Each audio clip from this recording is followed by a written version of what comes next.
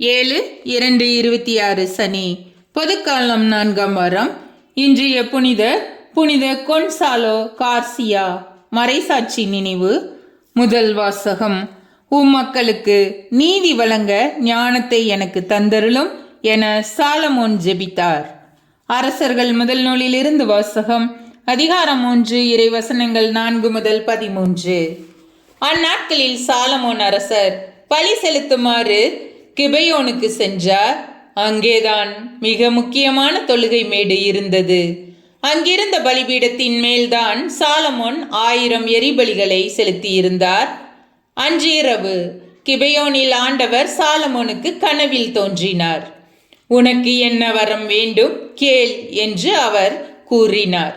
அதற்கு சாலமோன், அடியாராகிய என் தந்தை தாவீது பார்வையில் உண்மையுடனும் நீதியுடனும் நேரிய உள்ளத்துடனும் நடந்து கொண்டார். அதனால் நீர் அவருக்கு மிகுந்த பேரன்பு காட்டினீர். அந்த பேரன்பை அவருக்கு என்றும் காட்டி வந்து இன்று அவரது அரியணையில் வீற்றிருக்கும் மகனை அவருக்கு தந்தீர். என் கடவுளாகிய ஆண்டவரே, நீர் அடியேனை என் தந்தை தாவீதுக்கு பதிலாக அரசனாக்கியுள்ளீர்.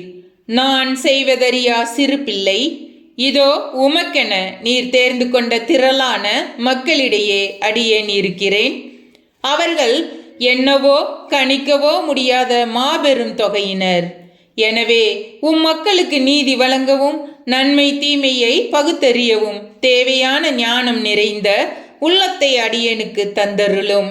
இல்லாவிடில் உமக்குரிய இம்மாபெரும் மக்கள் இனத்திற்கு நீதி வழங்க யாரால் இயலும் என்றார்.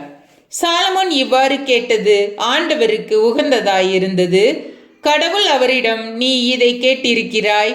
நீடிய ஆயுளையோ செல்வத்தையோ நீ கேட்கவில்லை. உன் எதிரிகளின் சாவையும் நீ விரும்பவில்லை. மாறாக நீதி வழங்க தேவையான ஞானத்தை மட்டுமே கேட்டிருக்கிறாய். இதோ நான் இப்பொழுது நீ கேட்டபடியே செய்கிறேன். ஞானமும் பகுத்தறிவும் நிறைந்த உள்ளத்தை உனக்கு வழங்குகிறேன்.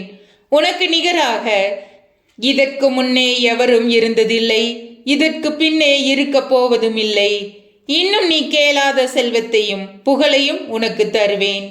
ஆகையால் உன் வாழ்நாள் முழுவதிலும் உனக்கு இணையான அரசன் எவனும் இரான். ஆண்டவரின் அருள் வாக்கு.